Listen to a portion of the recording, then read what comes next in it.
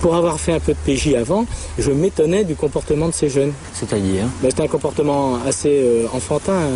On n'aurait jamais cru que c'était des gens vraiment qui faisaient partie d'un réseau dur du GIA. Je pense qu'au sein du GIA, il y a certainement des gens plus durs. Ces gens plus durs, c'est notamment Ali Touchent, mais il n'est jamais inquiété par la police. En 93, lors de l'opération Chrysanthème, puis en 94 en Belgique et enfin en 95, après les attentats de Paris, les réseaux montés par Touchent tombent les uns après les autres, mais lui échappe aux arrestations, systématiquement. Quelqu'un qui, une fois, deux fois, trois fois, parvient à passer au travers des mailles du filet, soit il est extrêmement habile, soit il est prévenu avant. Et il est prévenu avant par des gens qui savent qu'il y a des interpellations qui vont avoir lieu, qu'il y a des opérations de police et des opérations de justice qui sont montées. Et pour réussir à échapper trois fois, il faut peut-être être prévenu avant. Lors du procès des attentats de Paris en octobre, Jean-François Clerc, numéro 2 de la DST, a dû venir démentir que ses services aient pu entretenir des contacts avec Ali Touchent. Mais pour beaucoup de spécialistes du terrorisme, Touchent était au minimum un agent secret algérien. C'est fatalement un agent. En France, on a connu aussi des agents comme ça, qui faisaient partie de réseaux d'ailleurs, hein. Et puis qui sont toujours sortis, c'est-à-dire qu'ils ont remonté un autre réseau après. Donc pour moi, c'est un agent. C'est difficile de comprendre autrement. Touchent, agent des services secrets algériens. Après les attentats de Paris, en tout cas, il part se réfugier à Alger. 3 ans plus tard, les autorités algériennes déclarent qu'il est mort et qu'il ne peut donc pas être jugé. Une affirmation que la justice française n'a jamais pu vérifier. En fait, la DST aurait compris dès 1995 que Touchent travaillait pour les services secrets algériens. Témoignage du juge Alain Marceau, ancien patron de la lutte antiterroriste. On nous dit la DST en août 1995 comprend que derrière Kelkal et derrière tous ces petits gars, il y a des gens de la sécurité militaire, Ali Touchent, qui ensuite est exfiltré vers Alger. Ça vous surprend pas? Ça a été effectivement une des réfléchsions de la DST en disant finalement, plus on avance sur les réseaux Kelkal et plus on trouve des gens, des Algériens, des services officiels. Donc on avait tous de bonnes raisons d'être extrêmement prudents. Un an après les attentats, le colonel Samraoui, que l'on aperçoit ici avec le général Nezar, évoque l'affaire Touchent avec l'un de ses collègues et amis, responsable de la sécurité militaire à l'ambassade d'Algérie à Paris. Il m'a dit que Touchent leur appartenait, donc c'était quelqu'un, grosso modo c'était un agent des services qui activait en France.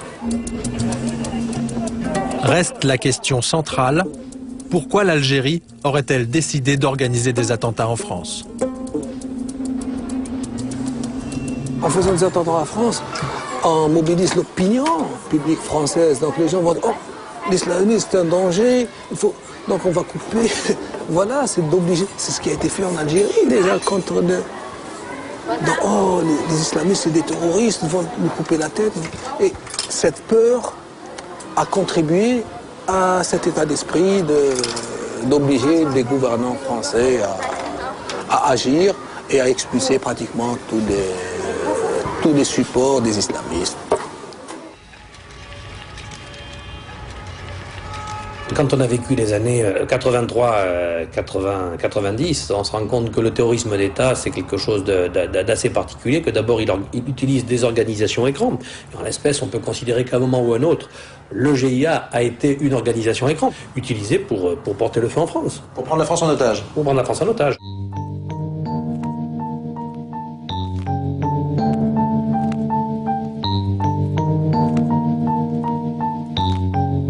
Les attentats de Paris n'auraient donc pas été du terrorisme aveugle, mais des messages envoyés par l'Algérie à la France. En 1995, le gouvernement Juppé comprend-il que notre pays est probablement victime d'un terrorisme d'État? Le bilan s'élève à 24 blessés. D'après notre enquête, la DST en avait averti Jean-Louis Debré, alors ministre de l'Intérieur, dès le mois d'août, soit 1 mois après la bombe de Saint-Michel. Je sais qu'un certain nombre de fonctionnaires de la DST ont eu l'occasion de faire connaître au gouvernement leurs doutes sur l'origine exacte des attentats. Et donc il ne fallait pas être manichéen en disant il y a les bons Algériens qui gouvernent et les mauvais qui commettent des attentats en France. C'était plus compliqué. Le 15 septembre 1995, Jean-Louis Debré invite des journalistes à déjeuner au ministère de l'Intérieur. Très rapidement, il se met à parler des attentats. Il a manifestement un message à faire passer. Il nous a donc dit une chose qui a surpris en tout cas un certain nombre d'entre nous, et notamment qu'il avait des doutes sur la responsabilité des auteurs des attentats et qui se demandait si éventuellement une manipulation des autorités algériennes, de la police algérienne, était possible. Ça m'a semblé être une information de première importance, en tout cas une information nouvelle. Le lendemain, à la une du Monde, les propos de Jean-Louis Debré, selon lesquels la sécurité militaire algérienne voulait que l'on parte sur de fausses pistes pour qu'on élimine des gens qui les gênent, vont provoquer la colère d'Alger. Le ministre de l'Intérieur va alors faire semblant de ne pas avoir dit ce qu'il a dit.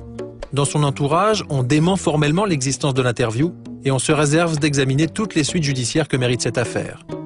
Mais quelque temps plus tard, Debré confirme ses propos à un journaliste préparant un livre sur Chirac. Dans une rencontre avec lui quelques semaines plus tard, il m'avoue qu'il l'a fait sciemment. Quel est son but? Son but, c'est d'envoyer un signal au régime algérien.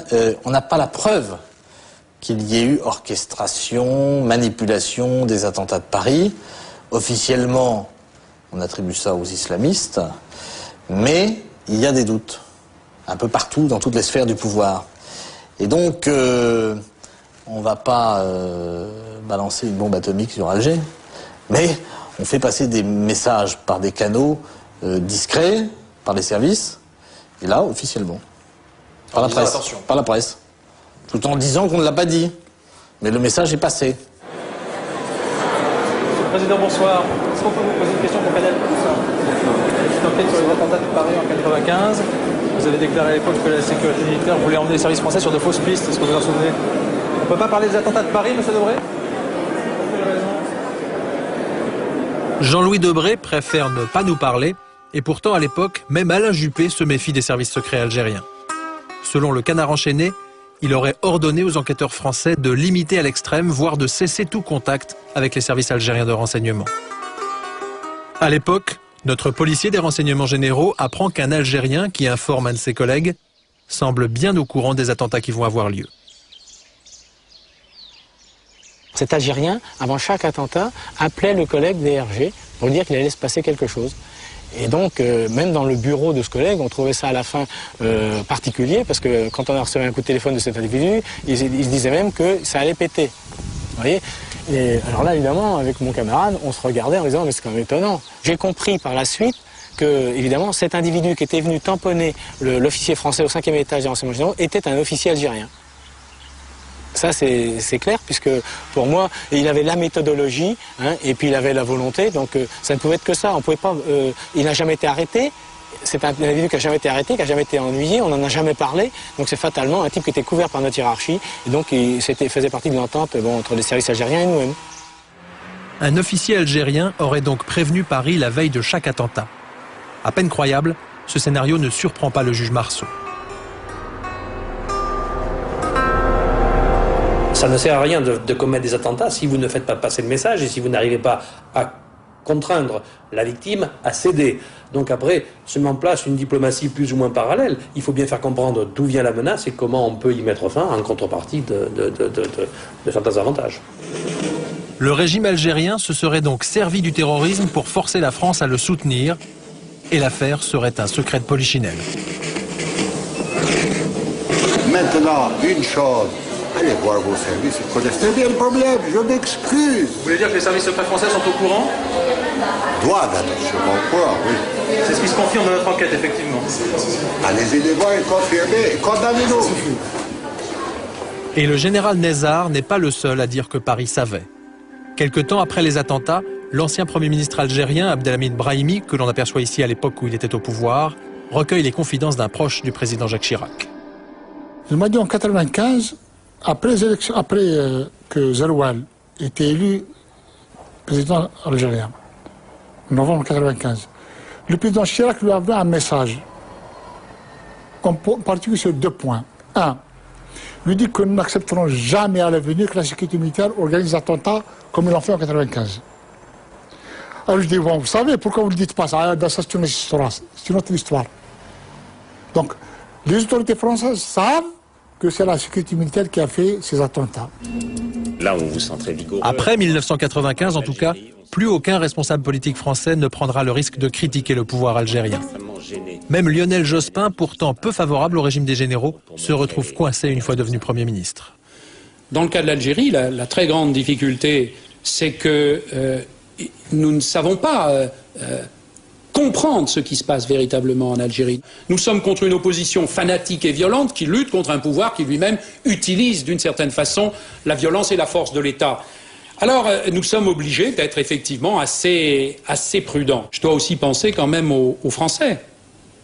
Nous avons déjà été frappés et je dois veiller à ces questions. Je suis pour que nous prenions nos responsabilités, mais en pensant que la population française doit aussi être préservée. C'est lourd de dire cela, mais vous comprendrez aussi pourquoi il est de ma responsabilité de le dire. Ça veut dire que les politiques français ne peuvent pas dire ce qu'ils ont à dire sur le pouvoir algérien parce qu'ils ont peur des bombes. C'est ce que j'ai compris et ce que tous les observateurs ont compris. Quand Zitouni est tué dans le maquis en juillet 1996, il a rempli sa mission. Forcer la France à soutenir le régime, assassiner une bonne partie des intellectuels islamistes et terroriser la population algérienne. Aujourd'hui, les massacres de civils continuent et la plupart des généraux sont toujours au pouvoir. Ils ont besoin de la violence pour gérer l'Algérie. Un minimum de violence, comme ça les Algériens ils pensent à une seule chose, leur vie et leur sécurité. On ne demande pas où elle est partie la recette du pétrole, ni ce qu'on fait avec l'argent des Algériens, ni quoi que ce soit. C'est un pays qui fait 2 millions de kilomètres carrés. Qu'est-ce qu'ils ont fait de plus par rapport à ce qu'elle a fait la France? Est-ce qu'ils ont construit une ville nouvelle? Il n'y en a pas. Est-ce qu'ils ont construit des routes, des autoroutes? Il n'y en a pas. Mais on ne se révolte pas parce que c'est dangereux. C'est très dangereux. Qui soutient ces gens-là? À part la France. La France est leur principal soutien. Je ne dis pas la France, mais certains services français, certains services spéciaux français, certaines sphères politiques françaises, bien connues, aident ces gens-là. Et la vente de matériel militaire, c'est une aide supplémentaire pour permettre la survie de ces gens-là, de ces généraux-là. Ce régime, que la France soutient depuis 1992 pour des raisons commerciales, stratégiques ou par peur du terrorisme, a aujourd'hui du plomb dans l'aile. Depuis les massacres de 1997, beaucoup d'Algériens ont compris que le GIA avait souvent servi de couverture aux services secrets pour commettre massacres et attentats. Le gouvernement français, lui, fait comme s'il n'avait rien vu. En 2003, notre pays célébrera l'année de l'Algérie en France.